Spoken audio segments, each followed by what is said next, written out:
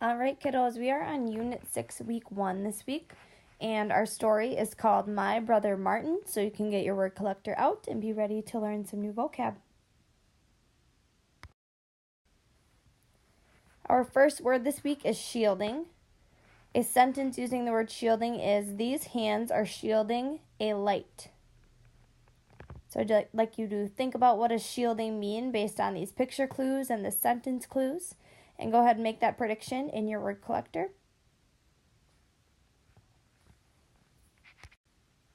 So shielding means protecting or defending. Protecting or defending. So some examples of things that are shielding would be an umbrella. So an umbrella would shield you from the rain. It would protect you from the rain. Another one would be sunscreen. Sunscreen would shield you from the sun or a sunburn. So these are both examples of things that would protect you or defend you from something. You might think about how a knight in shining armor would use a shield to protect themselves and defend themselves from others. Our next word is pulpit. A minister stands at this pulpit during the service. A minister stands at this pulpit during the service. So think about, what does a minister do? What do you know about a minister? Okay, and if they're standing in a pulpit, what would that mean? What is a pulpit? And go ahead and write down that prediction. So a pulpit is a raised platform in a church from which the pastor preaches or guests speak. So a raised platform in a church where the pastor preaches or guests speak. So if you take a look at these pictures, there's some pictures of some pulpits. So as you can see, it's a place where people will come up and talk, especially a pastor or a minister or a preacher would come up and speak to the people in the crowd. So maybe if you go to church, you've seen a pulpit or something that looks like this in your own church. Our next word is numerous. There are numerous buttons in this collection. So we have a picture of a bunch of different buttons. It says that there are numerous buttons in this collection. So think about, what does numerous mean? Go ahead and write that down.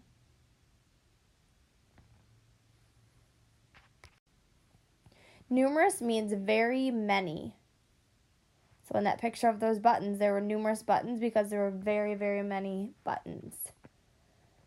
So think about, how would you finish this sentence frame? When we went to the park, we saw numerous blank. When we went to the park, we saw numerous blank. So I would fill in this sentence frame maybe with the word children. When we went to the park, we saw numerous children, which would mean we saw very many children. Maybe you'd say, when we went to the park, we saw numerous swings or numerous slides. So very many slides or very many swings at the park. Maybe you'd see numerous families playing at the park.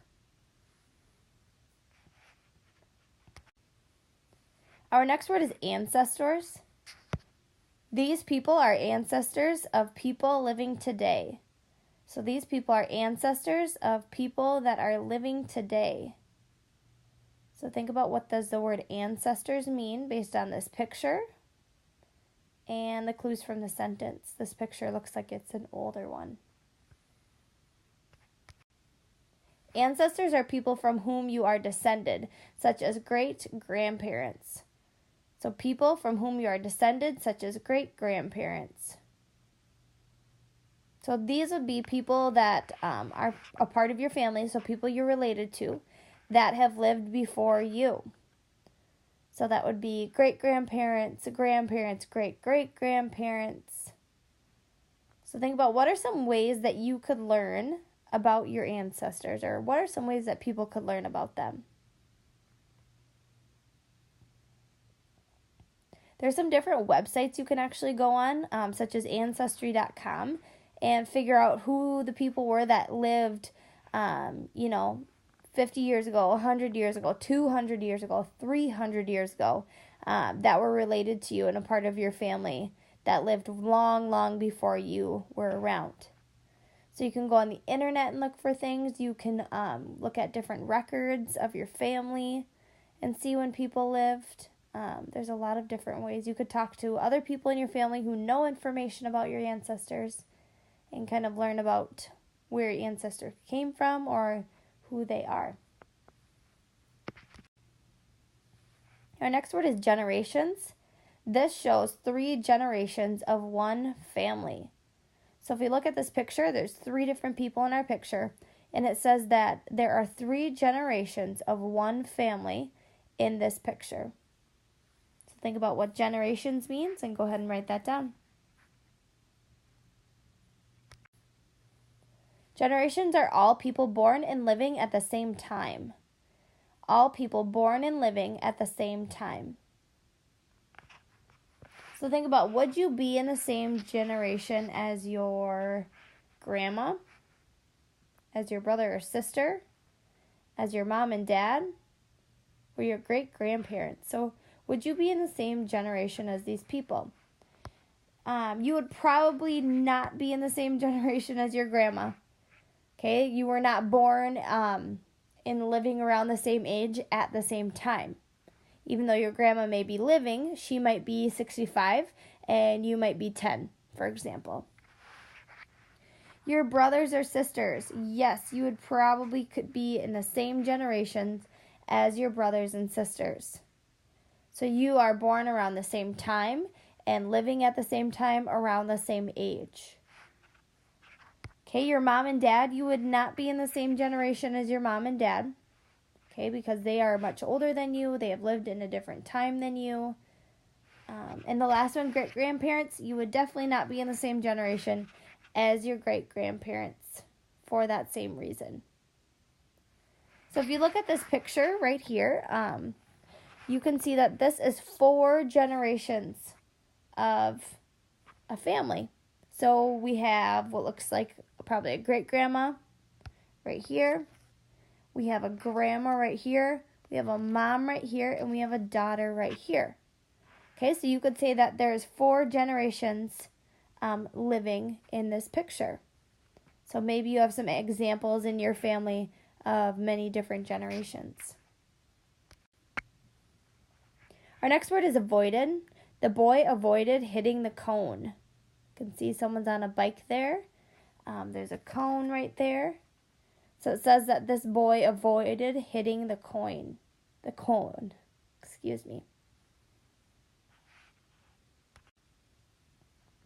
Avoided means kept away from, kept out of the way of. So kept away from or keep out of the way of. So think about, what things would you avoid if you were sick?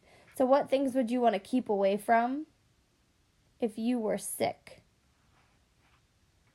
I think about, you probably want to keep away from other people so you wouldn't get them sick. You would probably want to keep away from coughing around people or blowing your nose around people. You probably would want to avoid coming to school if you were contagious. You would probably want to avoid certain foods so that you wouldn't feel more sick. So avoided means to keep away from or keep out of the way of. Our next word is minister. This minister is waving streamers.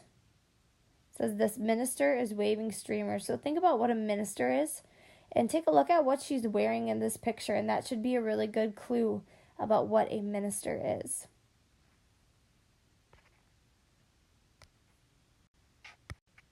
So a minister is a spiritual guide or a member of the clergy, such as a pastor. So a minister is a spiritual guide or a member of the clergy, such as a pastor. So a good synonym for minister would be a pastor. So if you know what that means, you should kind of know what a minister is. So think about, what would be some jobs as a minister? So if you were going to lead a group of people spiritually. Okay, I think about the pastor at my church. One of their jobs is to have church every Sunday and Saturday and throughout the week. Their job is they visit sick people in the hospital, they perform weddings, they perform baptisms, they help in raising money for our church and to make decisions in our church. They help teach the kids in our church. So there's a lot of different jobs that a minister or a pastor would have. This week, the minister in our story would be Dr. Martin Luther King Jr. Okay, so he was a minister throughout his life, or a pastor. So that would be one example of a minister. All right, kiddos, that is our last vocab word for this week. Go ahead and rewind and pause and go back to words or definitions that you may have missed along the way. Thanks for being active learners.